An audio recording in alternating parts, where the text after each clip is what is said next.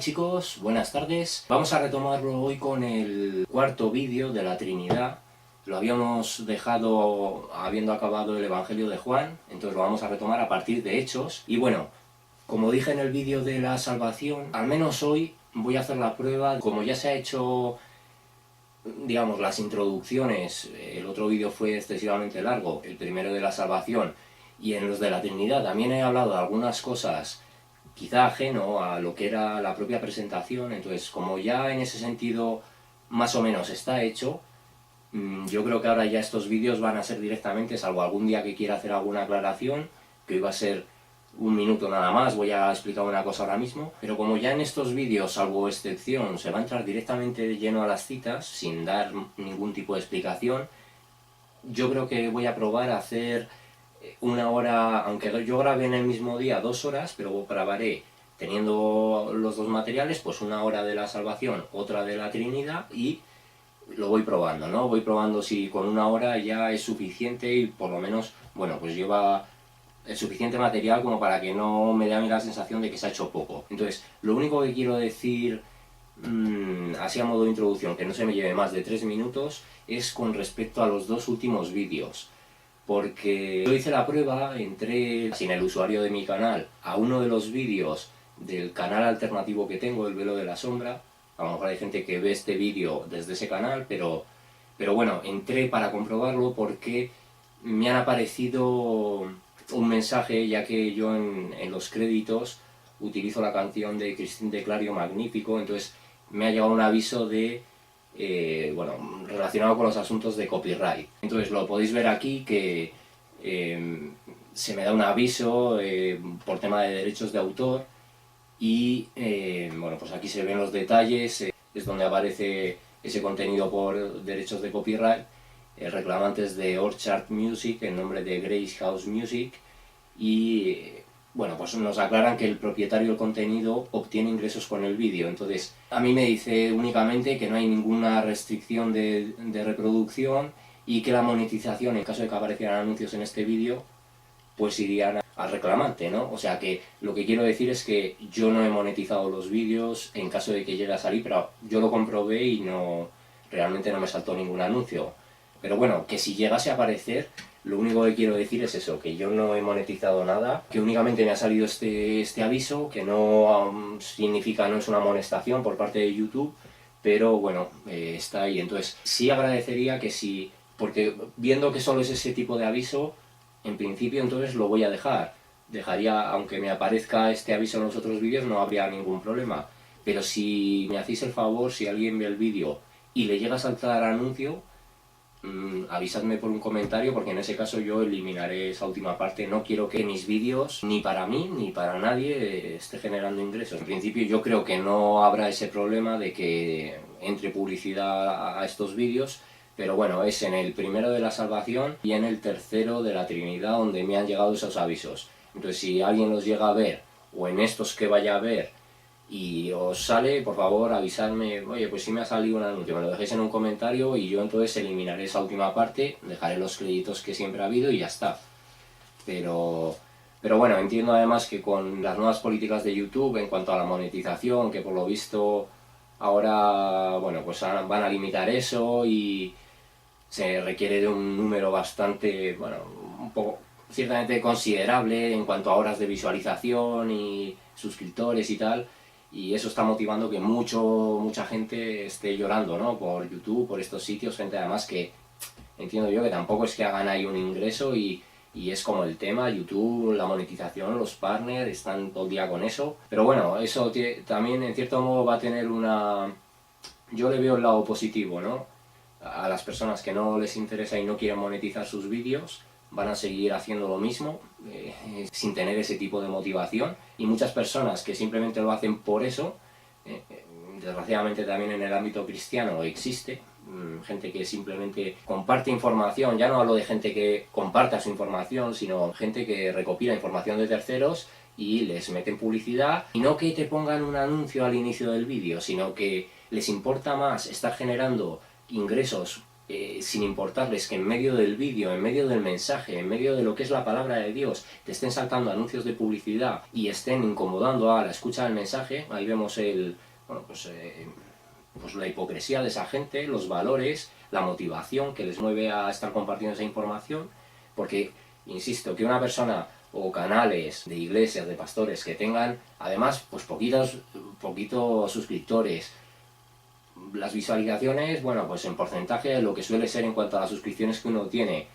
pues que tenga un anuncio ahí y que al cabo de a lo mejor medio año o 7 meses reciba una mínima compensación económica por tener un anuncio puesto, pues hombre, no es para criticarlo. Ahora, otra cosa es lo que os digo, estos canales que ponen y que en medio de la prédica lo tienen cortado el vídeo para que te vaya saliendo un anuncio y otro anuncio y otro anuncio.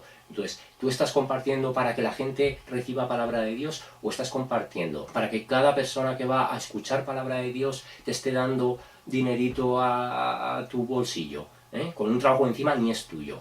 En fin, bueno, pues ahí vemos la falta de escrúpulo de la gente y, bueno, pues cómo prostituyen este tema, ¿no? Pero bueno, la parte positiva de restringir todo esto va a ser que esas personas que digamos, colaboran a que el contenido de YouTube sea pésimo en muchos casos y se viralicen asuntos triviales y banales, pues bueno, mucha gente que fuera a dar ese paso no lo va a hacer porque no va a tener ya esa meta, esa motivación, porque hay gente que empieza con sus canales y hablando de estas cosas, de los partners, de la monetización y tal, cuando son personas que prácticamente ni han empezado, ¿no? Y están pensando en hacerse un negocio con YouTube y, bueno, en fin, pues porque esto se ha convertido también en un mismo negocio del sistema, donde esos canales que tienen mucha divulgación, pues bueno, estamos hablando de gente a lo mejor gamer, o sea, personas que finalmente, que yo no les critico cómo les vaya, ni que les vaya bien, no critico eso, pero que se les ha creado como una figura, pues eso, como personas que en el fondo, por estar frente a un ordenador grabándose con una webcam, estuvieran haciendo algo sumamente importante por la sociedad, ¿no? Y que van por los países por ahí, van con lo de estrellas, no lo puedo entender. No puedo entender, y no puedo entender no a ellos, si ellos, pues bueno, hacen lo que hacen, pero lo que no puedo entender es la estupidez de la sociedad, no sé, o sea, de tener a unas personas que simplemente juegan a un videojuego y se graban con pues con esos aires, darles esos aires de estrellas, no lo sé, no lo puedo entender. Entonces, esto va a favorecer a que muchas personas que entran con esa visión porque antes a lo mejor el objetivo era, quiero ser famoso, quiero ser un cantante famoso, quiero ser un astronauta famoso, quiero ser lo que sea famoso, ¿no? Pero es que ahora la gente tiene en su meta ser youtuber, pero no ser youtuber porque digan, es que quiero utilizar esta plataforma porque quiero dar cobertura, quiero dar salida a mis ideas, a lo que quiera hacer yo. No es por eso, es porque veo un negocio, porque veo una forma de estar ganando dinero, de ser famoso, a fin de cuentas, en muchos casos sin rascar bola y sin hacer nada verdaderamente que digas estás colaborando en algún sentido, ¿no? Estás haciéndote dinero tú por publicitar empresas o dar propaganda, en fin. El problema es que la gente en YouTube entre con esa motivación, ¿no? De voy a pasar para mí un negocio.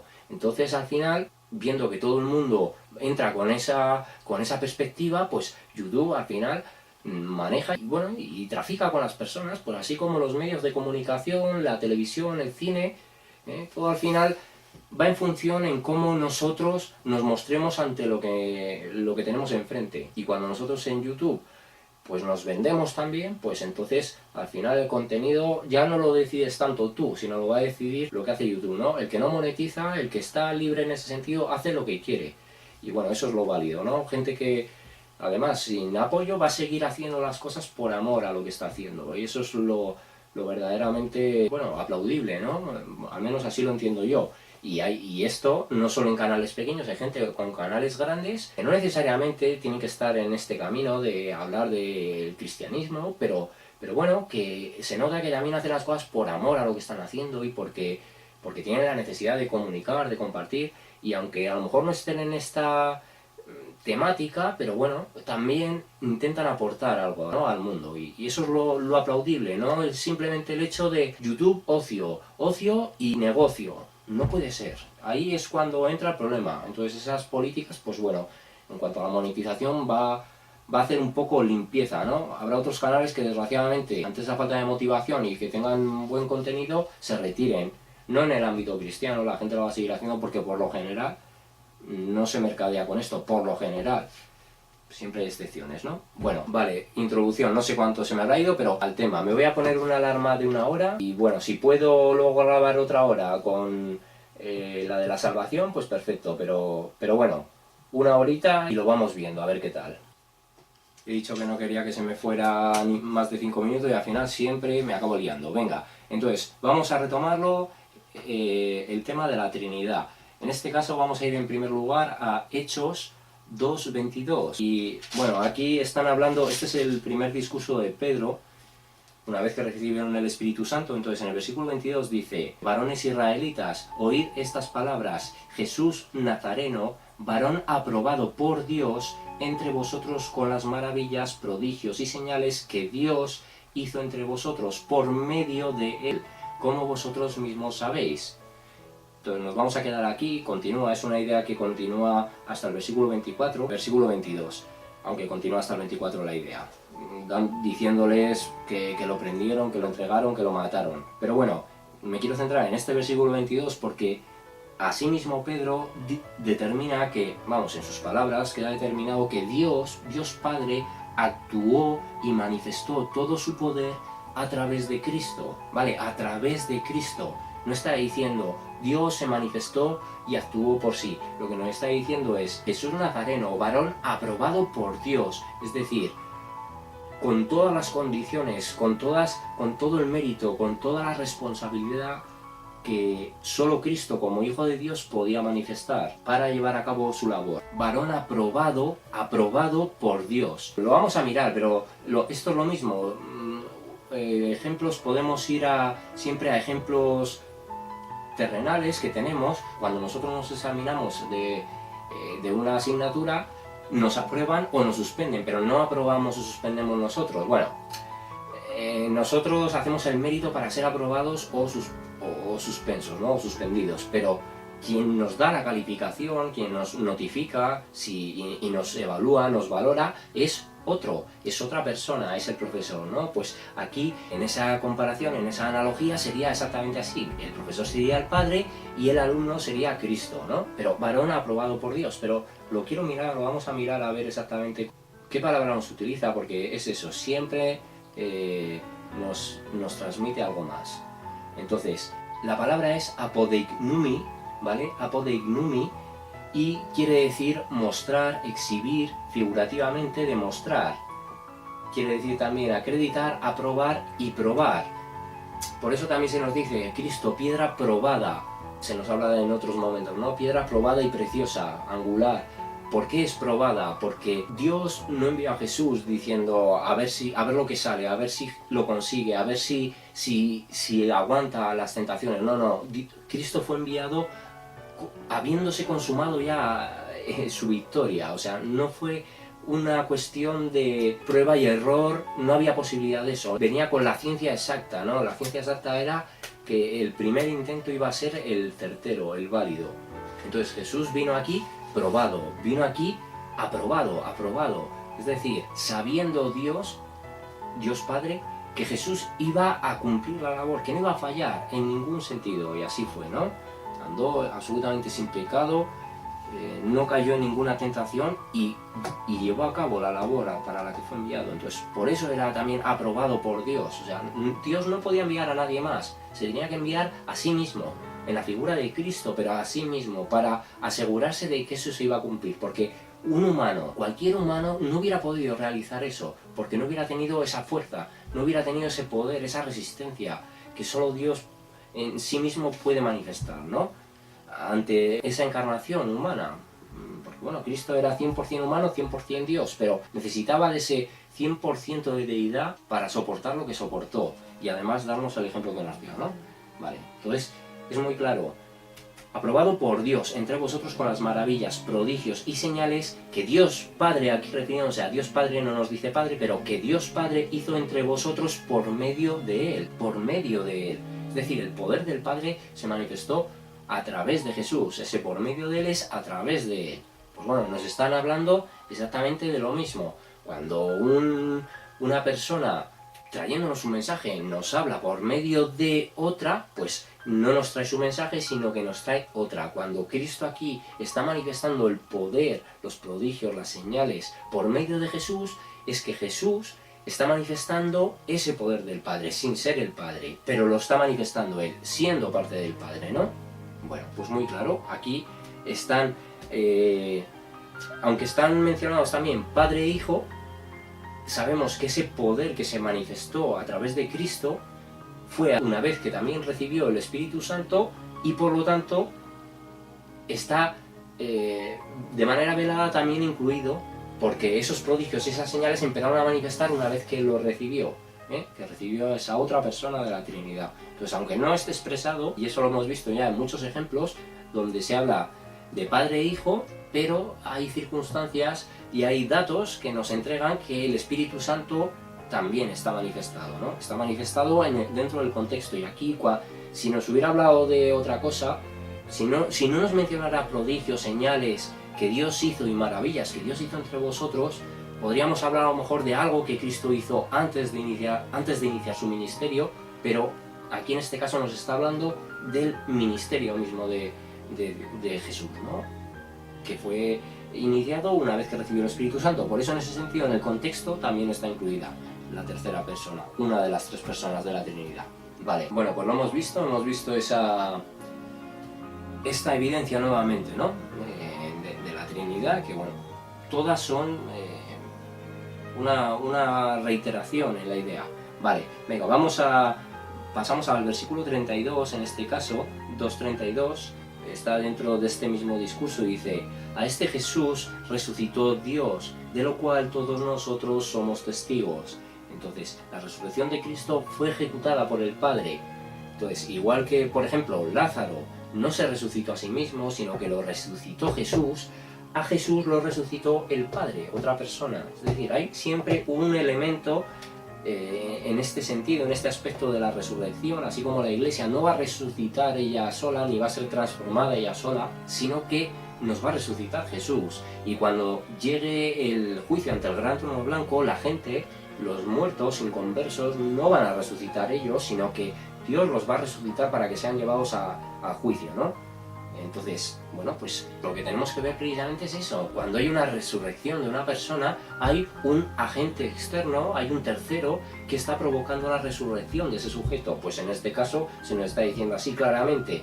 No nos está hablando Dios, o sea, Jesús como Dios se resucitó a sí mismo. Está diciendo, a este Jesús resucitó Dios, el Padre, ¿vale? Ahí está evidentemente, bueno, expresada esa doble naturaleza, esas dos personas que aún dentro de la unidad conforman la pluralidad de las manifestaciones de Dios, ¿no? Porque tenemos que ir precisamente a otros ejemplos que nos dan. Pues eso, Lázaro, la Iglesia, los resucitados cuando Cristo mismo resucitó, no fueron resucitados ellos, ¿eh? Ellos no resucitaron por sí mismos. Pues aquí también se nos dice que Jesús no resucitó él, fue resucitado por el Padre. Vale, entonces esta misma idea probablemente viene en Hechos 13:30, la vamos a mirar aquí porque esta sí que me la he anotado en este caso aquí debajo. Entonces, en Hechos 13:30, aquí nos hablan de Pablo y Bernabé en Antioquía de Pisida. Entonces, Pablo en sus viajes misioneros iba muchas veces a las sinagogas de los judíos a hablar también luego con ellos, ¿no? Y en este caso, el versículo al que nos vamos a limitar, haciendo referencia al 2:32, dice, el versículo 13:30 en este caso, nos dice: mas Dios le levantó de los muertos, hablándonos de Jesús, mas Dios, Padre, le levantó a él de los muertos. No dice, mas Cristo, siendo Dios, se levantó de los muertos. Le levantó Dios el Padre, ¿vale? Bueno, confirmada esa idea, no hay por qué insistir. Venga, vamos, Hechos 2:33. Retrocedemos al capítulo de antes. En algunos casos sí que he hecho eso, anotarme a lo mejor una misma idea asociada a otro versículo, ¿no? Pero venga, seguimos, 2:33.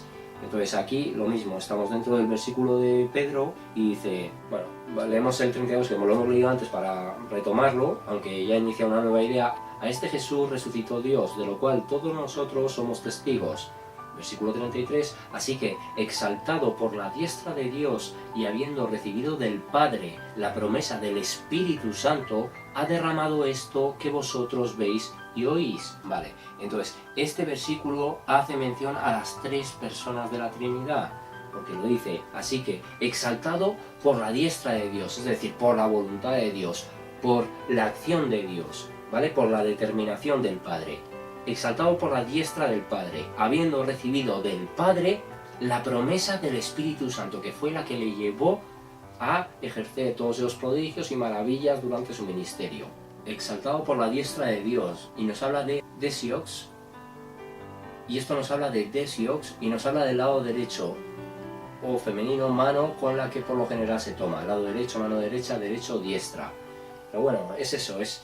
De hecho, al hablarnos, y lo hace muchas veces, se menciona muchas veces la diestra de Dios. Cuando nos hablan de la diestra de Dios es porque hay una diestra y una siniestra. O sea, el Padre tiene su propia figura, tiene una composición, ¿no? Entonces, bueno, pues está claro, Padre, Hijo y Espíritu Santo aquí hablado, aquí mencionado. Y como personas individuales, porque además, de hecho, aquí lo que está diciendo Pedro es que el propio Espíritu Santo que fue derramado sobre Cristo ha derramado esto que vosotros veis y oís, es decir, a Él lo ha derramado sobre nosotros, a Él, no a Jesús, no al Padre, sino el Padre ha derramado al Espíritu Santo, a la otra persona, que es la que, en palabras de Pedro, nos lleva a estarnos comunicando esta verdad. Por Él, por medio de Él lo hacemos, así como Cristo por medio de Él trabajó, hizo los prodigios, las señales, las maravillas, así nosotros, los apóstoles, estamos haciendo esto que vosotros veis y oís, por medio de Él, del Espíritu Santo, de la otra persona, ¿vale? Venga. Bueno, pues ese versículo hace una mención a las tres personas de la Trinidad de manera muy clara. Después, en el versículo 36, después de... hemos leído el 33, vamos a ver el 34-35 para entrar en el contexto del siguiente versículo. Dice, porque David no subió a los cielos, pero él mismo dice, dijo el Señor a mi Señor, siéntate a mi diestra hasta que ponga a tus enemigos por estrado de tus pies. Entonces, a pesar de que no me lo había anotado yo, me había anotado el versículo 36, pero es que en este mismo versículo 34, citando el Salmo 110, versículo 1, donde dice esto en palabras de David, dijo el Señor a mi Señor, siéntate a mi diestra. Aquí misma está incluida precisamente la doble manifestación de la figura de Dios, el Padre y el Hijo, porque el Hijo es Señor de David y el Padre es el Señor del Hijo y de David. Entonces, lo dice, dijo el Señor a mi Señor. De hecho, estas mismas palabras de Jesús en los Evangelios, no sé si llegaron a salir en los vídeos, pero se lo cita también a los fariseos Jesús, y le dice cómo David se refiere al Cristo como el Hijo del Señor, ¿no? Dando precisamente a entender eso, porque él les preguntó que si el Cristo era inferior a David, o que si era hijo de David, ¿no? Entonces, una cosa es que Cristo venga del linaje de David, otra cosa es que Cristo sea Señor de David, y eso es lo que es. Y entonces aquí en el versículo 34 está claramente reflejado. Dijo el Señor a mi Señor, dijo el Padre a mi Señor, el Hijo, dijo el Padre a Jesús, vale. Siéntate a mi diestra, la misma mención de la diestra que nos ha hecho en el versículo 33, hasta que ponga a tus enemigos por estrado de tus pies. Entonces en el versículo 36 dice, sepa pues ciertísimamente toda la casa de Israel que a este Jesús a quien vosotros crucificasteis, Dios le ha hecho Señor y Cristo. Señor y Cristo, Dios le ha hecho. El Padre le ha hecho Señor y Cristo. Entonces, si Dios fuera una sola persona, Cristo no habría sido hecho, pues ya todo lo sería. No habría sido, esto es lo mismo. Cuando un rey toma posesión de un cargo, es condecorado rey o es nombrado rey por un tercero. Pues exactamente aquí es igual. El Padre le hace rey al Hijo, le hace rey al Hijo. No es, porque si no, aquí esta expresión no tendría ningún sentido. Simplemente se diría, Jesús es Dios, ya está. Es que no se diría de otra manera. Sin embargo nos dice, Dios le ha hecho Señor y Cristo, ¿vale? Las dos cosas. Rey y ungido. Es lo que viene a ser las dos expresiones, ¿no? Señor y Cristo. Bueno, entonces, pues está claro, porque en esa misma acción de mencionar cómo el Padre ha otorgado esos cargos al Hijo, nos evidencia que hay una división en las personas. Venga, en este caso vamos a Hechos 3:13. Y bueno, aquí es el discurso de Pedro en el pórtico de Salomón. Ya no es el mismo discurso que hizo una vez que habían recibido el Espíritu Santo, sino en este pórtico de Salomón. Entonces en el versículo 13 dice: el Dios de Abraham, de Isaac y de Jacob, el Dios de nuestros padres, ha glorificado a su Hijo Jesús, a quien vosotros entregasteis y negasteis delante de Pilato, cuando éste había resuelto ponerlo en libertad. Así como Cristo lo afirmó, fue el Padre quien glorificó a Jesús, siendo en sí mismo glorificado el propio Padre. Entonces, esto también se dijo ya, que con la propia glorificación del Hijo, al ser parte de la manifestación de Dios, es glorificado el Padre. Así lo dice: el Dios de Abraham, de Isaac y de Jacob, el Dios de nuestros padres, el Padre, ha glorificado a su Hijo Jesús, a quien vosotros entregasteis y negasteis delante de Pilato, cuando éste había resuelto ponerle en libertad. Lo ha glorificado, por eso también es el ungido. No es la misma unción la de Cristo que la de la Iglesia, bueno, la unción de Jesús es algo diferente, ¿no?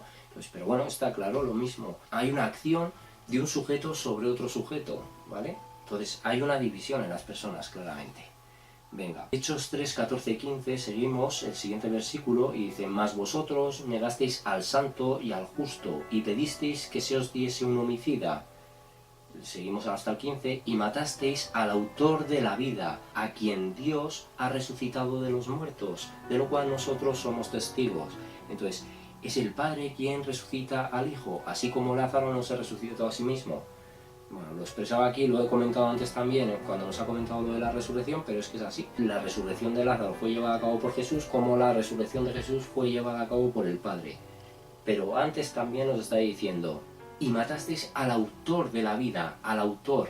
Si Cristo hubiera sido parte de la creación, no podría ser el autor de la vida, sería partícipe de la creación, o sea, parte activa de lo que Dios creó. Sin embargo, nos está diciendo que fue el autor de la vida. Cristo fue el autor de la vida. Por lo tanto, Cristo necesariamente es preexistente. O sea, existe antes del inicio de la creación, ¿no? Como autor de la vida, ¿qué es? El autor... O sea, un libro no puede existir sin que haya un autor. Pues exactamente así. No puede haber una creación si el autor es parte de esa creación. Es incoherente, ¿no? Entonces, por eso Cristo necesariamente es preexistente y eterno en su naturaleza. Venga, vale, esto también en Hechos 3:26 dice: a vosotros primeramente Dios, habiendo levantado a su Hijo, lo envió para que os bendijese, a fin de que cada uno se convierta de su maldad. Bueno, por eso, porque una vez que Jesús resucitó, Dios tampoco se conformó con decir: bueno, ya has enseñado todo lo que tenías que enseñar, has mostrado todo lo que tenías que mostrar, resucita y ven junto a mí. Estuvo durante bastante tiempo mostrándose a las personas, a muchas personas que lo habían visto en vida antes de ser crucificado, y bueno, de eso hubo un montón de testimonios de gente que estuvo con él, ¿no? Entonces, y que lo vio resucitado, vaya. Entonces, ahí lo está diciendo: a vosotros primeramente Dios, habiendo levantado a su Hijo, lo envió para que os bendijese, a fin de que cada uno se convirtiera de su maldad. Entonces, nuevamente lo está reiterando la misma idea de antes, que nos ha venido ya en 3 citas. Dios resucitó al Hijo, ¿vale? Claramente, 2 personas diferenciadas. Y bueno, pues eso produjo esa bendición, ¿no? Porque muchas personas, incluso entre los apóstoles, no sé si era Tomás, exactamente no recuerdo el nombre, pero que no creía, ¿no? Y dijo: hasta que no meta mi dedo en una de sus llagas, no voy a creer que ha resucitado, que sea un cuerpo resucitado. Pensaron en principio que era un espíritu, pero bueno, así comió también, ¿no? Para mostrarse como un cuerpo glorificado. Vale, aquí tengo también de Hechos 4:10.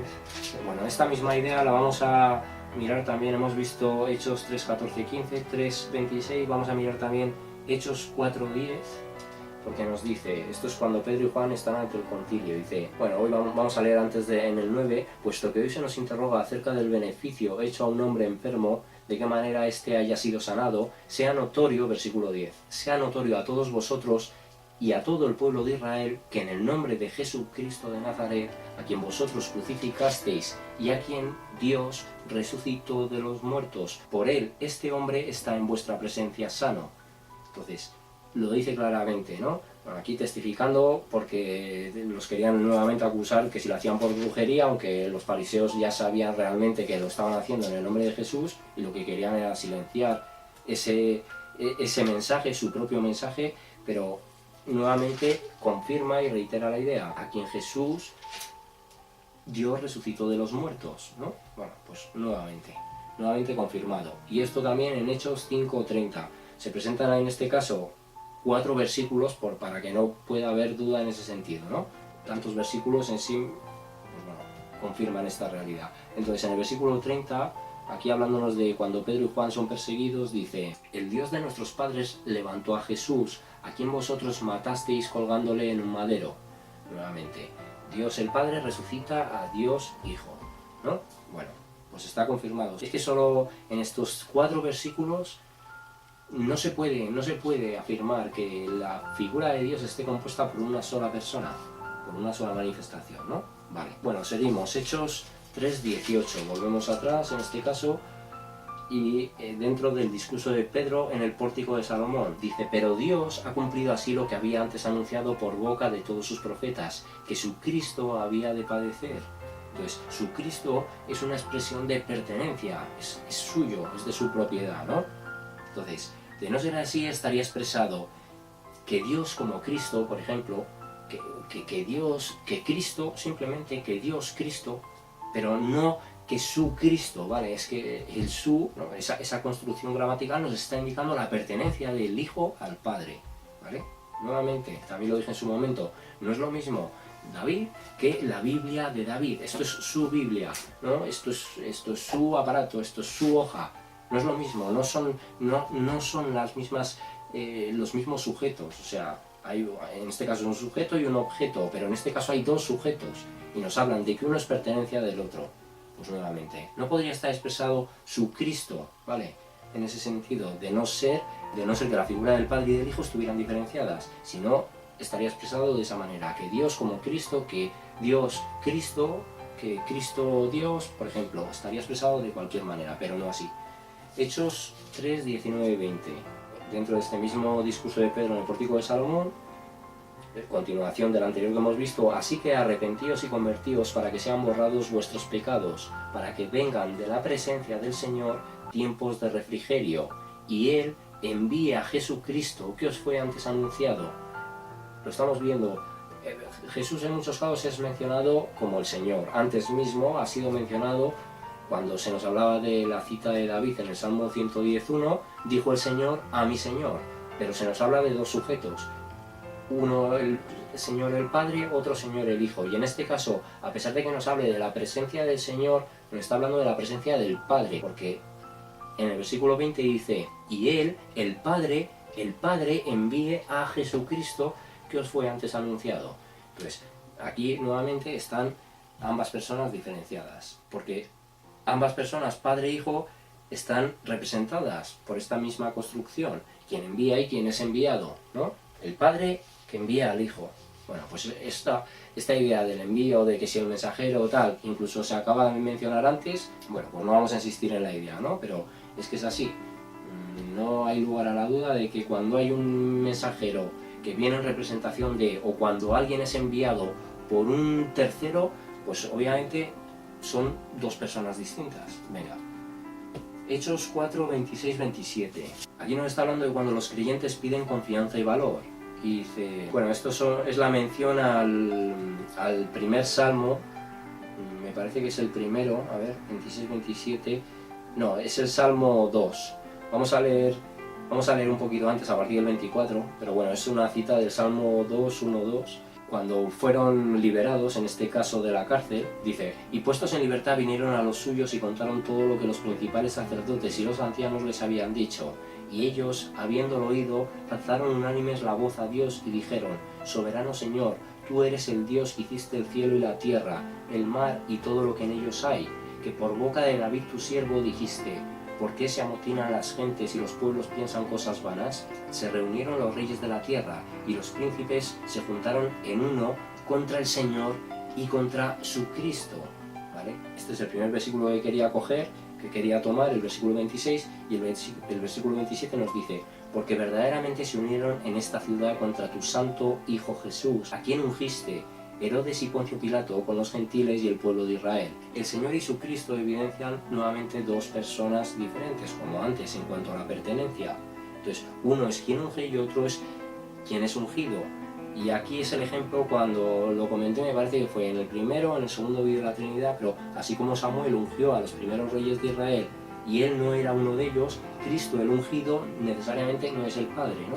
Entonces, lo está diciendo en esa cita que retoman de el Salmo 2 de David: se reunieron los reyes de la tierra y los príncipes se juntaron en uno contra el Señor, o sea, contra el Padre y contra su Cristo, pues nuevamente, ¿no? La figura del Padre y del Hijo diferenciadas. Y el versículo 27 es que lo confirma, porque verdaderamente se unieron en esta ciudad contra tu santo Hijo Jesús, tu santo Hijo, a quien ungiste. Es que es toda una confirmación. Tu santo Hijo a quien ungiste tú, el Padre. Y dice Herodes y Poncio Pilato, con los gentiles y el pueblo de Israel. Bueno, pues no hay duda, ¿no?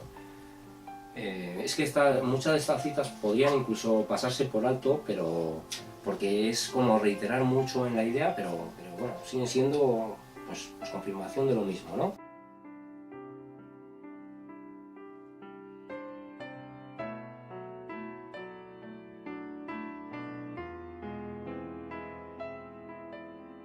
Venga, Hechos 5, 31, 32. Nuevamente en el apartado donde Pedro y Juan son perseguidos, dice: a este, hablándonos de Jesús, bueno, vamos a leer el 30. El Dios de nuestros padres levantó a Jesús, a quien vosotros matasteis colgándole en un madero. Versículo 31. A este Dios ha exaltado con su diestra por príncipe y salvador, para dar a Israel arrepentimiento y perdón de pecados. Versículo 32. Y nosotros somos testigos suyos de estas cosas, y también el Espíritu Santo, el cual ha dado Dios a los que le obedecen. Vamos a ver, una clave muy importante, porque nos está diciendo: Dios estableció a Jesús como príncipe y salvador, como nos lo ha dicho antes, ¿no? Señor y Cristo. Vale. El Espíritu Santo también testifica de esta verdad entre los creyentes como una entidad personal, ¿vale? Porque lo está diciendo, dice, es que lo vamos a leer de nuevo, versículos 31-32. Entonces dice: a este, refiriéndose a Jesús, Dios el Padre ha exaltado con su diestra por príncipe y salvador, para dar a Israel arrepentimiento y perdón de pecados. Vale, ahí ya tenemos las dos figuras representadas, Padre e Hijo, y nos dice: y nosotros somos testigos suyos de estas cosas, nosotros, la Iglesia, somos testigos de estas cosas, y también el Espíritu Santo es testigo. Nos dice, somos testigos de estas cosas y también el Espíritu Santo, como otra entidad al margen del Padre, el Hijo y de la propia Iglesia que se han mencionado aquí, ¿vale? Como alguien personal. Y nos dice: el cual ha dado Dios a los que lo obedecen. Es decir, Dios entrega ese espíritu a los que lo obedecen por su propio decreto, ¿no? Pero a ellos les ha entregado el Espíritu Santo, que testifica también, que es testigo de lo mismo, de lo que Jesús hizo y de lo que el Padre había establecido sobre Jesús. Pero nos lo está diciendo, es que nos lo está dividiendo, y de hecho nos habla del Padre, nos habla del Hijo, nos habla de la Iglesia y nos habla del Espíritu Santo. Al final de los versículos, de estos dos versículos donde concluye la idea, como una entidad personal. Y bueno, y esto en cuanto a la entidad personal lo vamos a mirar en Juan 16:13, que probablemente ya salió, pero me la apuntó aquí, lo vamos a mirar a ver. Hablándonos dentro de la obra del Espíritu Santo, dice: pero cuando venga el Espíritu de verdad, Él os guiará a toda la verdad, porque no hablará por su propia cuenta, sino que hablará todo lo que oyere, y os hará saber las cosas que habrán de venir. Entonces, cuando nos está diciendo que no habla por su propia cuenta, es porque tiene la capacidad de hacerlo, o sea, tiene la capacidad individual, es una entidad personal que puede hablar por sí misma, pero que no lo va a hacer porque, al ser parte del mismo Dios, va a traer el mismo mensaje que Jesús manifestó, que el Padre comunicó en los tiempos del Antiguo Testamento, y que el Espíritu se encarga de esparcir a través de la gente de la Iglesia. Pero es un mismo mensaje, sin embargo son diferentes personas. Bueno, pues está muy claro, ¿no?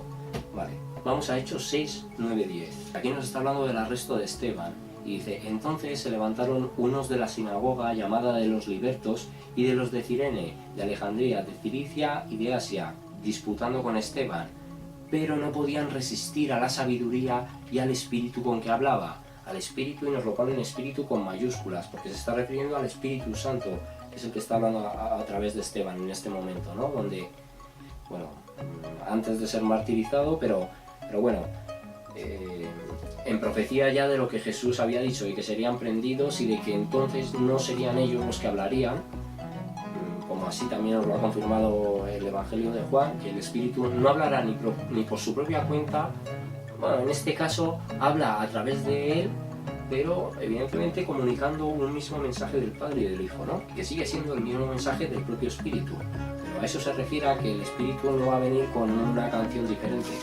Entonces, el Espíritu con el que Esteban hablaba no era su propio Espíritu, entendámoslo, ¿no? Sino el Espíritu Santo. El hecho de que el Espíritu esté en mayúsculas al referirse al Espíritu de Dios indica un carácter personal del propio Espíritu y no una fuerza impersonal. Así como Jesús, como Dios, aquí siempre cuando se nos habla de Dios, también se nos pone con minúsculas, se nos pone con mayúscula. Cuando se nos habla de Dios el Padre, el Dios verdadero, pues así el Espíritu, como parte del mismo Dios, también es escrito de esa manera, ¿no?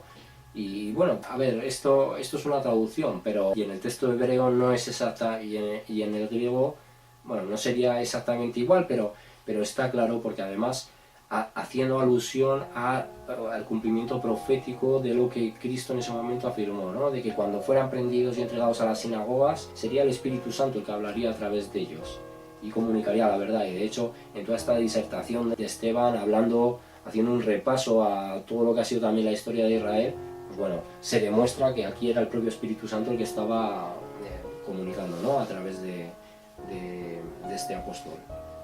Vale, entonces bueno, pues es muy claro, porque es que el tema de la persona del Espíritu Santo como persona va a quedar confirmado a lo largo de todo el Nuevo Testamento, de diferentes citas que nos van a hablar de esto, ¿no?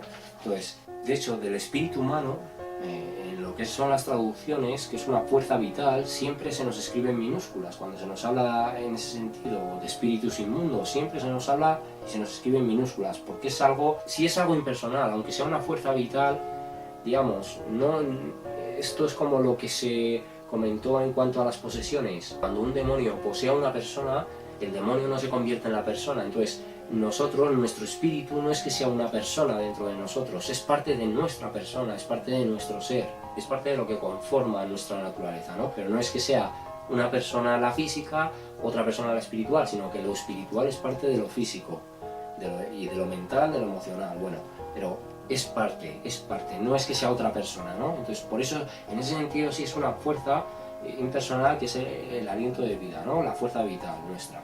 Entonces, no es una persona externa en nosotros, sino que forma parte de nuestro propio ser. Cuando se habla del Espíritu Santo, se escribe con mayúsculas porque se trata de una entidad personificada y su referencia además es nombre propio. Entonces, bueno, pues en esto también lo tenemos que ver. Y aquí está muy claro, no solo porque, digamos, vemos aquí en la traducción que está puesto con mayúsculas, sino porque lo que habla hace referencia a la propia promesa y la profecía de Jesús anteriormente, ¿no? Y el propio discurso es una clara muestra de que era el Espíritu Santo obrando a través de él. Venga, vamos a Hechos 7:55.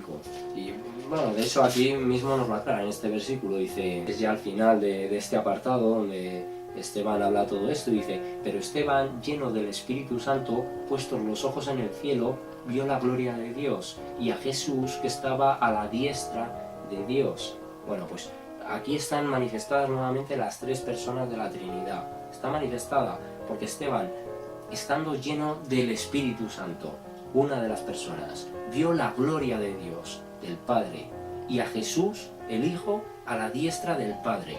Pues está claro, las tres figuras manifestadas en este versículo 55 de Hechos 7. Bueno, pues muy claro, ¿no? La Trinidad. Vale, en el 56 nos dice, y dijo, he aquí veo los cielos abiertos, y al Hijo del Hombre que está a la diestra de Dios. Es decir, nuevamente, si hay una diestra, hay una siniestra, si hay una derecha, hay una izquierda. Que nos hable de la diestra de Dios, nos habla de que Dios tiene una formación, o sea, Dios tiene algo, tú no puedes estar, esto también se ha dicho en otros momentos, no puedes estar a la derecha de algo que no existe, de algo indeterminado. O sea, tú no puedes ponerte a la derecha del aire, ni del humo, ni del fuego. Bueno, si hay un fuego te pones a un fueguecito, pero me refiero, en medio de un fuego tú no puedes estar a la derecha, no es algo determinado así, ¿no? Pues exactamente así, cuando nos habla de a la derecha del Padre es porque el Padre tiene su propia formación, ¿vale? Tiene una definición en sí mismo, en su persona. Venga, Esteban, a través de la visión concedida por el Espíritu Santo, podía ver al Hijo a la diestra del Padre. Entonces, a pesar de que aquí, pero bueno, como se nos ha mencionado en el 55, a la propia Trinidad, se nos aclara, o sea, nos queda claro que Él está recibiendo esa visión porque se la está concediendo el Espíritu Santo, ¿no? Ha tenido una apertura de visión espiritual y ha podido ver eso, pero no porque él en sí lo pueda ver, sino porque el Espíritu Santo, y aunque no esté manifestado en el 56, es una idea que viene retomada del 55, donde sí están expresadas, ¿no?, las tres personas. Venga, Hechos 8:29. Y aquí nos hablan de cuando Felipe se encuentra con el etíope y le pide que le exprese, o sea, que le hable también de la escritura de Isaías, ¿no? Tenía un pequeño pergamino con parte de la escritura, pero no la conseguía, no la podía entender, y le pidió a Felipe que le ayudara a entenderla, ¿no?, a interpretarla. 8:29. Y el Espíritu dijo a Felipe: acércate y júntate a ese carro. El Espíritu dijo a Felipe. Entonces, de igual modo que el Espíritu viene a testificar de Cristo y a hablar palabra de Dios, el Espíritu Santo tiene voluntad propia de la individualidad para ordenar, sugerir y o aconsejar. Y en este caso lo dice así, no está hablando de Jesús, no está hablando del Padre, está hablando del Espíritu. Y dice, y el Espíritu dijo a Felipe, bien que pudiera ser algo dicho, que lo escuchara, audiblemente que él escuchara, no que se tuviera que manifestar fuera, sino que dentro de sí lo escuchara, bien que simplemente a través de la propia inspiración, del impulso, de la intuición, llamémoslo como sea, vea ese carro, ¿no? Pero bueno, el Espíritu dijo a Felipe, o sea, lo manifestó, el Espíritu dio una orden, ¿eh? Esto no lo puede hacer alguien que no tiene voluntad. O sea, a mí este folio no me puede ordenar nada, porque no tiene personalidad, pero quien tiene una personalidad puede ordenar, en ese caso, puede sugerir, puede dirigir. Se necesita de tener voluntad propia, ¿no? Bueno, pues eso nos evidencia que es una persona, el propio Espíritu. Vale, entonces, seguimos Hechos 8, 39, 40. Pasamos, es el final ya cuando ya había estado hablando con el etíope, le había explicado. Entonces dice, cuando subieron del agua, el Espíritu del Señor, porque fueron a que el eunuco se bautizara, ¿no? Entonces dice, cuando subieron del agua, el Espíritu del Señor arrebató a Felipe, y el eunuco no le vio más, y siguió gozoso su camino. Pero Felipe se encontró en Azoto, y pasando anunciaba el Evangelio en todas las ciudades, hasta que llegó a Cesarea. Bueno, el Espíritu Santo manifestó un hecho milagroso como fue el arrebatamiento de Felipe. El ser, el hecho atribuido al mismo Espíritu, descarta a este como una fuerza impersonal. Así como Dios en su persona manifestó milagros en tiempos del Antiguo Testamento, así Jesús recibió la autoridad para manifestar el mismo poder durante su encarnación. Y en este caso es el Espíritu el que ejecuta esta obra, lo que certifica que se trata de una entidad personal con capacidad de ejecutar la voluntad de Dios. Y viene muy bien que justo nos salga esto aquí, cuando en el primer versículo que hemos visto, que ha sido... Bueno, no sé si ha sido el primer versículo que hemos visto de Hechos, pero donde nos hablaba eso, ¿no? Que sí, ha sido aquí, en Hechos 2:22, donde nos habla de que Jesús hacía prodigios, maravillas y señales entre ellos, ¿no? Entonces, viene muy bien que justo salga aquí esto para hacer mención a esos hechos que Jesús hizo en su encarnación, pero que aquí los llevó a cabo exclusivamente el Espíritu Santo, ¿no?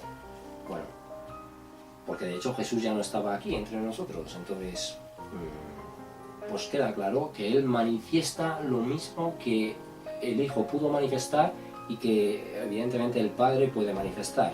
Pues si lo puede manifestar el Espíritu Santo, nos evidencia que se trata de una persona más. Venga, entonces una fuerza impersonal que pertenece a Dios, como es el espíritu humano, no puede ejecutar las obras o acciones que la sola naturaleza de Dios puede llevar a cabo. En eso tenemos que ver la diferencia entre el espíritu humano y el Espíritu Santo. El Espíritu Santo fue capaz de arrebatar a Felipe, de ejecutar un acto sobrenatural, que nosotros, con meditaciones, con todo lo que queramos, a ver cómo podemos manifestar algo milagroso a través de nuestro propio espíritu. No podemos, porque nuestro espíritu simplemente es esa fuerza vital que nos permite estar vivos. Y sin embargo el Espíritu Santo es una manifestación de Dios que ejerce y actúa pues como el propio Creador. Entonces es distinto, ¿no? Vale. Y precisamente en esa comparación, en comparar a nuestro espíritu humano y su incapacidad de ejercer o ejecutar nada a nivel sobrenatural, y la diferencia con el Espíritu Santo, que sí es capaz de hacerlo. Vale. Hechos 10, 19. Y aquí nos están hablando de Pedro y Cornelio, cuando, bueno, aquí Pedro recibió una visión de un banquete.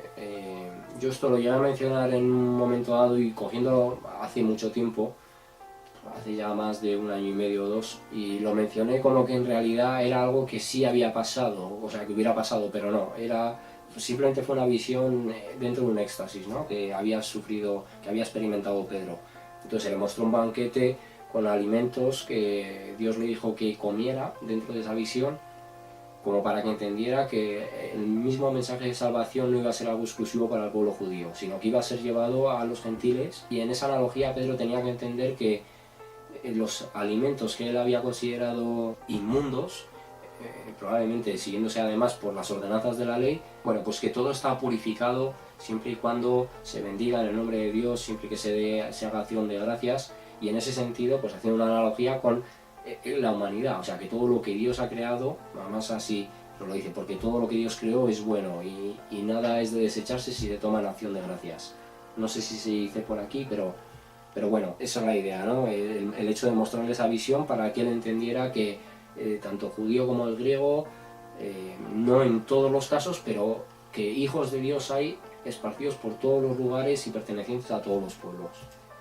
Nos habla de que no hay que despreciar precisamente a quienes no sean del pueblo judío, porque iban a recibir el mensaje de gracia. Entonces, es justo aquí, después de la visión, dice: y mientras Pedro pensaba en la visión, capítulo 10, versículo 19, y mientras Pedro pensaba en la visión, le dijo el Espíritu: he aquí 3 hombres te buscan. Entonces, justo en ese momento donde ha tenido la visión, el Espíritu Santo le comunica nuevamente a Pedro. Así como hemos visto que lo hacía con Felipe, el Espíritu Santo tiene la capacidad de comunicarse con el humano, por lo tanto es una entidad personificada.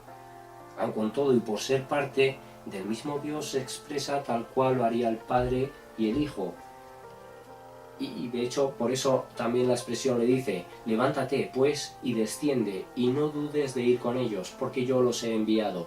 Si leemos este versículo así de manera aislada, conociendo las palabras del Padre, las palabras del Hijo y palabras del Espíritu Santo, no sabríamos decir quién la ha manifestado, ¿no? Porque es una manera, bueno, muy personal de expresarse Dios, ¿no? Y en este caso lo hace a través del Espíritu, pero es un modo concreto y rotundo de expresarse, como así lo hace en todo momento. Levántate pues y desciende, y no dudes de ir con ellos, porque yo los he enviado. O sea que eso es un tipo de manifestación que representa muy bien a cómo Dios se manifestaba. Dios no se andaba con adornos, no estaba buscando hacer frases muy, bueno, pues muy hechas, ¿no? Siempre iba a lo concreto, a lo concreto. Y en este caso pues lo está manifestando el propio Espíritu Santo. Entonces, bueno, quería tomar aquí el versículo 19, pero me apunté también el versículo 20 al final, precisamente por tomar ese ejemplo que, comparado con otras maneras de expresarse Dios, pues se ve que es esto lo que nos expresaba antes, que el Espíritu siempre hablará en el nombre del Padre, en el nombre del Hijo, trayendo un mismo mensaje, una misma manera de expresarse, una misma forma, ¿no? Porque pertenece a esa misma conciencia.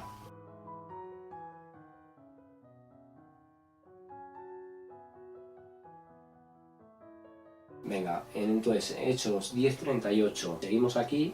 Bueno, aquí en este caso está hablando Pedro, y vamos a leer un poquito antes. Vosotros sabéis lo que se divulgó, el versículo 37, vosotros sabéis lo que se divulgó por toda Judea, comenzando desde Galilea después del bautismo que predicó Juan. Versículo 38, cómo Dios ungió con el Espíritu Santo y con poder a Jesús de Nazaret, y cómo éste anduvo haciendo bienes y sanando a todos los oprimidos por el diablo, porque Dios estaba con él, ¿vale? Porque Dios estaba con él. Entonces, en esta explicación de Pedro a Cornelio está revelada la Trinidad Divina nuevamente. Está revelada la Trinidad Divina, porque nos dice, Dios ungió con el Espíritu Santo, el Padre unge con el Espíritu Santo y con poder a Jesús de Nazaret. Ahí está dada. Y luego nos sigue hablando de Jesús y cómo éste anduvo haciendo bienes y sanando a todos los oprimidos por el diablo, porque Dios estaba con él a través del Espíritu Santo, ¿vale? Entonces, como vemos, en un solo versículo está doblemente manifestada la Trinidad. En el apartado A del versículo 38 y en el apartado B está nuevamente confirmado. Apartado A, Dios unge con el Espíritu a Jesús. Y como Dios estaba con él, con el Hijo, por medio del Espíritu. Bueno, pues está muy claro, ¿no? Nuevamente confirmadas las tres personas de la Trinidad. No hay duda, no hay duda. Venga, Hechos 10:44, este mismo apartado dice, mientras aún hablaba Pedro estas palabras, el Espíritu Santo cayó sobre todos los que oían el discurso. Mientras aún hablaba Pedro estas palabras, el Espíritu Santo cayó sobre todos los que oían el discurso. Esto es también lo que se mencionó, de que a veces a lo mejor no podemos comprender o nos cuesta entender el cómo el Espíritu Santo trabaja, el cómo obra. Entonces aquí yo me lo había apuntado, que una gota del Espíritu Santo, tomando ese ejemplo, una gota del Espíritu Santo es suficiente para llenar del Espíritu de Dios. O sea, con un poquito que nosotros recibamos del Espíritu Santo no necesitamos que el Espíritu Santo, vamos, no podríamos abarcar al Espíritu Santo dentro de nuestro ser. Toda la humanidad entera en conjunto no podría sostener al propio Espíritu Santo, no podría contenerlo en toda su grandeza. Pero esa pequeña gota de influencia sobre todos los que estaban ahí cayeron a la vez, ¿no? Y pues recibieron ese regalo por parte de Dios. Es precisamente que una gota del Espíritu Santo es suficiente para ser llenos del Espíritu de Dios. La importancia de esta persona dentro de la Trinidad es clave, pues ella lleva a cabo las conversiones. Es que en verdad es así. Cuando nosotros no reconocemos la naturaleza del Espíritu Santo, no solo estamos negando su propia individualidad, sino que no estamos reconociendo toda la labor que Él está haciendo, porque verdaderamente una vez que ha iniciado el tiempo de la Iglesia es que quien está trabajando aquí continuamente es el Espíritu Santo. O sea, Él lleva a cabo la conversión. O sea, Dios nos entrega la fe, sí, pero digamos, el que reposa finalmente a la hora de convertir a una persona es el Espíritu Santo, y Él es el que está trabajando incansablemente en innumerables humanos, ¿no? Bueno, pues por eso precisamente no es solo reconocer su propia individualidad, sino su labor. Y no hacer esto, pues así como atribuirle cosas que no son, es también blasfemar, faltarle el respeto al Espíritu Santo. Vale, venga, vamos a Hechos 11, 27, 28. Aquí nos está hablando de la iglesia en Antioquía y nos dice, en aquellos días unos profetas descendieron de Jerusalén a Antioquía y levantándose uno de ellos, llamado Agabo, daba a entender por el Espíritu que vendría una gran hambre en toda la tierra habitada, la cual sucedió en tiempo de Claudio. Pues daba a entender por el Espíritu, no estaba él, bueno, intentando averiguar, tirando los dados o echando suertes a ver si lo que decía se cumpliría. Él estaba profetizando por medio del Espíritu. Entonces, igual que los antiguos profetas hablaron en el nombre del Padre, así Cristo emitió profecía desde su propia persona. Y el Espíritu Santo, también a través del Espíritu Santo, y el Espíritu Santo en este caso realizó la misma labor a través de Agabo, ¿vale? Entonces, lo tenemos que ver, que igual que el Padre manifestó profecía, el Hijo manifestó profecía y el Espíritu manifiesta profecía a través de las personas, pero porque el Espíritu no hace exactamente lo mismo que hizo Jesús, es decir, manifestarse terrenalmente, ¿no? Encarnarse. No lo hace así, entonces utiliza a los que están encarnados para hacer esto, y en este caso utilizó a Agabo.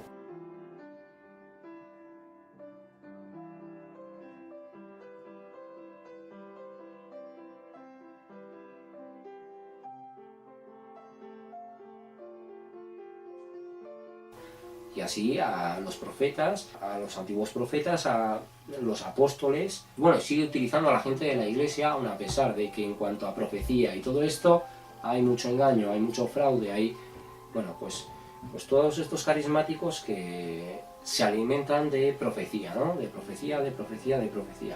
Y bueno, pues en eso muchas veces eso también pasa. A lo mejor cuando uno está empezando a estudiar la palabra, lo que busca, no sé, pues a lo mejor se deja más arrastrar por esa gente que les gusta decir, y esto dice el Señor, y esto, y esto, y esto, y esto. Pero la mayoría de esas personas que el Señor no les ha dicho, el Señor no necesariamente les ha tenido que mostrar, y menos para que se dediquen a establecer, si no fechas, baremos de tiempo. O sea, porque mucha gente dice, bueno, yo no pongo fechas, pero digo que antes de que acabe este año va a pasar algo. Eso estás poniendo una fecha. La gente se ampara en, no estoy poniendo fecha porque no estoy diciendo un día concreto, pero cuando tú afirmas igualmente eso, bueno, pues quedan retratados como engaño, ¿no? Y además que es que hoy en día finalmente es como demasiado sencillo ponerse a profetizar en cierto modo, o sea, en la falsedad, ¿no? Es relativamente sencillo porque los tiempos nos están indicando que nos acercamos a la gran tribulación, y se sabe que antes de la gran tribulación va a haber terremotos, va a haber guerra, va a haber hambre, va a haber enfermedades, va a haber todas estas cosas que el propio Jesús en los versículos de los apartados de las señales antes del fin, Mateo 24, Marcos 13 y Lucas 21, ya nos habló en un solo versículo, nos daba todas estas señales. Entonces es relativamente fácil que hoy en día haya tantos estafadores hablando de que tienen profecía, de que tienen tal, pero en el momento en el que se aventuran a poner eso, pues un marco de tiempo, quedan retratados, ¿no? Como engañadores. Y bueno, pues la recomendación es que se puede escuchar a gente, pero en el momento en el que quieren hacerse pasar por personas tan especiales, que ellos tienen algo que solo ellos han recibido, que solo a ellos se les ha confiado, simplemente hay que rechazarlos, porque son estafadores y porque moviéndose además en ese tipo de profecías, aunque no den fechas concretas, sí dan tiempos, no se cumplen, y aún así luego la gente parece que les quiere seguir creyendo, ¿no? Pero bueno, luego también en esto se confirma que esas mismas personas a nivel teológico tienen muchísimas taras, y yo, de verdad os lo digo, no me creo que absolutamente ningún profeta de Dios del Antiguo Testamento fuera capaz de hablar herejías al margen de la profecía que Dios le diera. O sea, lo que a los profetas que Dios ha utilizado hablaban la verdad de Dios, tenían un vínculo con Dios distinto, pero hablaban la verdad de Dios, ¿vale? Entonces, no puede ser que alguien se presente como profeta, pero que luego tú bíblicamente puedas decir, tú eres profeta del Señor, tú dices que el Señor te ha ungido profeta, y resulta que me estás diciendo algo que en la palabra dice que tú mientes, ¿vale? Entonces, cuando haya ese tipo de contradicción, no hay profeta, de verdad, no hay profeta. Un profeta, no puede haber un profeta de Dios iletrado. No estamos hablando de un teólogo licenciado, pero una persona que se considere profeta y comunique herejía, falsedad, mala enseñanza, no es profeta de Dios, ¿vale? Ya no es porque la profecía se cumpla o no, sino porque Dios no va a utilizar a alguien para que dé una profecía si luego esa persona está hablando otra serie de herejías de su mensaje. Porque Dios no dirige simplemente a la profecía a una persona, lo dirige en otros muchos aspectos. Así que no tenemos que hacer caso a personas que se disfrazan de profetas, y luego, pues como entendidos de la palabra, dejan mucho que desear, ¿no? Vale, vamos a leer Hechos 13:2, y aquí es cuando nos habla de Bernabé y Saulo comienzan su primer viaje misionero. Y dice, bueno, vamos a leer antes el versículo 1 para coger el contexto. Dice, había entonces en la iglesia que estaba en Antioquía profetas y maestros, Bernabé, Simón, el que se llamaba Níger, Lucio de Cirene, Manaén, el que se había criado junto con Herodes el tetrarca, y Saulo. Ministrando estos al Señor y ayunando, dijo el Espíritu Santo, apartadme a Bernabé y a Saulo para la obra a que los he llamado. Nuevamente, el Espíritu Santo, estamos aquí. Capítulo 13, versículo 2. El Espíritu Santo tiene la capacidad de expresarse. Eso lo vuelve una entidad consciente e individual, aun formando parte de un conjunto de tres, no independiente. O sea, cuando hablamos de individual, hablamos de una individualidad, de una personificación, no de que el Espíritu Santo sea al margen, ni Jesús sea al margen, ni el Padre sea al margen, sino la individualidad en cuanto a la manifestación, a la personificación, ¿vale? Pero siempre siendo complementarios. Entonces, forman parte de un conjunto, no es que sean independientes, sino son individuales en su naturaleza, no en su esencia, ¿vale? porque así como nosotros, o sea, formamos parte de una familia, pero no somos otra persona, o sea, dentro de una familia uno es el padre, usted es el hijo, la hermana, la madre, el tío, la sobrina, el abuelo, la prima, y ahí cada persona es individual, aunque forman parte de una familia, ¿no? Pues la naturaleza de Dios es así, la divinidad es una familia, pero la conforman tres personas distintas, y cada una tiene su individualidad, ¿vale? Aunque la esencia, que es la familia, la conforman las tres manifestaciones. Bueno, de hecho yo creo que hemos rebasado un poquito ya la hora, entonces, bueno, yo creo que vamos a seguir, como he tomado un poquito de tiempo también en explicar lo del tema de los vídeos y tal, vamos a leer alguna más y de momento lo vamos a dejar aquí, este vídeo. Voy a hacer la prueba, yo creo que se han hablado cosas, pero ya os digo, me da un poco la impresión de que no se ha hecho demasiado, pero bueno, aún no hemos visto citas en Hechos. Yo creo que se habrán visto en torno a las 12, 14 citas más o menos, o sea que, bueno, por lo menos hoy voy a probar a hacer vídeo de una hora, ¿no? Vale, bueno, pues aquí lo hemos leído, capítulo 13, versículos 1-2, y nos lo dice como el Espíritu Santo ministrando a estos al Señor y ayunando, dijo el Espíritu Santo. Entonces, nuevamente, el Espíritu Santo se manifiesta esa voluntad propia, ¿vale? Entonces, bueno, pues está claro. Y luego en el versículo 4, vamos a leer el 3 para continuar el hilo de los versículos, dice: entonces, habiendo ayunado y orado, les impusieron las manos y los despidieron. Versículo 4, y nos habla de los apóstoles predican en Chipre. Dice: ellos entonces, enviados por el Espíritu Santo, descendieron a Seleucia y de allí navegaron a Chipre. El Espíritu Santo manifiesta nuevamente voluntad propia, aunque ésta refleja la misma voluntad del Señor, del Padre y del Hijo, ¿no? La voluntad del Señor es la voluntad manifestada o expresada a través del Padre, del Hijo, como del Espíritu Santo, de manera independiente. Pero cuando se habla del Señor, es eso, se habla del conjunto que conforma al Señor, no se excluye ni al Hijo ni al Espíritu Santo, ¿vale? Aunque en muchos casos, cuando se refieren al Señor, precisamente se refieren al Padre, pero se entiende y se comprende que es todo una misma manifestación del Señor. Y aquí lo dice: enviados por el Espíritu Santo, dirigidos por el Espíritu Santo. Una tropa es dirigida porque hay un superior, ¿no? Hay un superior que da la orden: atacar, recular, dispersarse, porque hay una orden de un superior. Pues aquí los reclutas son los apóstoles, los siervos, y el director, el general, es el Espíritu Santo, que es el que dirige a la Iglesia. La gente de la Iglesia actúa, obra, pero porque el Espíritu Santo nos ayuda a hacer lo que podamos hacer, ¿no? Lo que estemos capacitados a hacer. Lo dirige Él.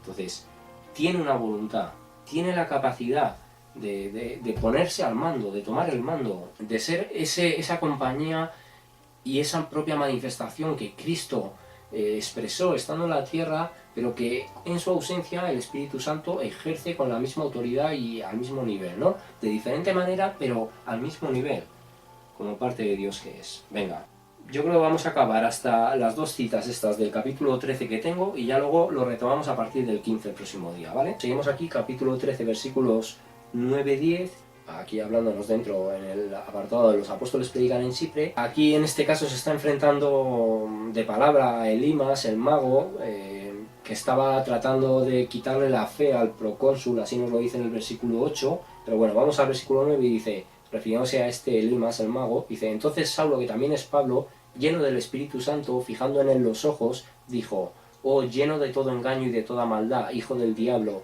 enemigo de toda justicia, ¿no cesarás de trastornar los caminos rectos del Señor? Entonces, bueno, y luego le da una especie de maldición que se manifiesta, ¿no? Le habla de que será ciego y no verá la luz del sol por algún tiempo. Pero lo estamos viendo como estas palabras no las expresa Pablo desde su carne, de te voy a echar un mal de ojo, te voy a maldecir, No, él manifiesta por medio del Espíritu Santo algo que Dios quería manifestar en ese momento y que lo expresa a través de Pablo. Pero lo expresa el Espíritu Santo. No es que Pablo se excediera en lo que él estaba capacitado a manifestar. Simplemente el Espíritu Santo, hay momentos donde habla él, así de claro, habla él.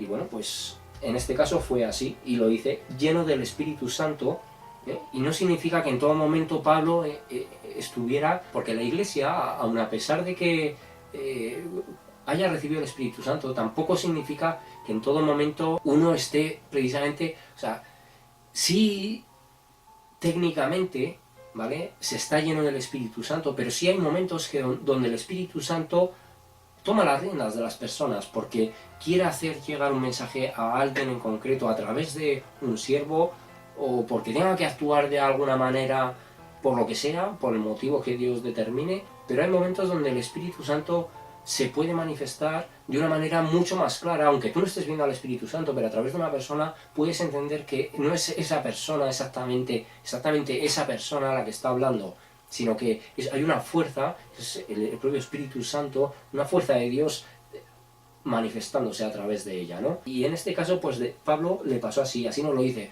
era lleno del Espíritu Santo, o sea, y esto lo mismo, haciendo un enfoque, o sea, una comparación, aunque quizá no sea la más acertada, cuando una persona está siendo poseída, la persona no es ella 100%, o sea, hay momentos donde la persona simplemente no se reconoce, no sabe que es ella, ni siquiera probablemente es consciente de lo que hace, porque está siendo dirigida, está siendo poseída, ¿no? Pues en este caso, a la inversa, en el grado positivo, Pablo estaba siendo poseído y dirigido por el Espíritu Santo, ¿no? Entonces manifestaba lo que Dios le daba a decir, ¿no? A través del Espíritu. Bueno, pues nuevamente, esa capacidad de acción del Espíritu Santo, de accionar, de manifestar, nos indica que es una persona, ¿vale? Es una persona. Venga, entonces vamos a leer, hemos leído 9-10, vamos a leer capítulo 13, versículos 32-33, y por hoy lo dejamos aquí, en este punto. Bueno, ya antes hemos venido aquí para hablar sobre... Aquí está hablando Pablo de Jesús, y entonces dice, mas Dios lo levantó de los muertos, en el versículo 30, en el 31, y dice, y él se apareció durante muchos días a los que habían subido juntamente con él de Galilea a Jerusalén, los cuales ahora son sus testigos ante el pueblo. Esto también se ha comentado, de que se estuvo apareciendo, ¿no? Bueno, la gente que lee la palabra lo sabe. Y entonces en el versículo 32 y 33 dice, y nosotros también os anunciamos el Evangelio de aquella promesa hecha a nuestros padres, la cual Dios ha cumplido a los hijos de ellos, a nosotros, resucitando a Jesús, como está escrito también en el Salmo 2, mi hijo eres tú, yo te he engendrado hoy. Entonces la resurrección siempre es llevada a cabo por un tercero. Acabamos prácticamente con las ideas iniciales que se han tomado. Uno no puede volver a la vida por sí mismo. El Padre a Jesús, como Jesús a Lázaro, y el Espíritu Santo a través de Pedro a Dorcas. Aquí tenemos nuevamente, así como el Padre resucitó a Jesús, Jesús resucitó a Lázaro, y aquí es el Espíritu Santo el que resucita a Dorcas, ¿vale? Esto es algo que se nos dice en Hechos 9, 36, 43. Pero bueno, lo he apuntado justo aquí, porque como nos hablan justo de la resurrección, me parecía interesante retomarlo en este sentido, ¿no? Pero igual, pues incluso para acabar, perfecto, ver cómo la propia acción de resurrección, de resucitar, manifestado el Padre sobre Jesús, Jesús sobre Lázaro y el Espíritu Santo sobre Dorcas, pues ahí estamos viendo cómo ambas personas están diferenciadas, cada una ha ejercido no sobre la otra, el Padre sí sobre el Hijo, y en este caso el Espíritu sobre otro mortal, otro humano. Pero que la propia acción sobre el Hijo ya diferencia al Padre y al Hijo, y luego el Espíritu Santo, que nos demuestra que puede hacer exactamente la misma acción que hizo el Padre y el Hijo, sin estar ellos presentes en este caso, y ejecuta la misma acción, demostrando que es parte del mismo Dios y que es otra persona que puede ejercer esa acción, tener esa autoridad, tener la determinación de realizar esa acción, ¿no? Vale, en ese caso entonces vamos a mirarlo en Hechos 9, 36 al 43. Aquí en este momento, a través de Pedro, el Espíritu Santo resucita a otro mortal, ¿no?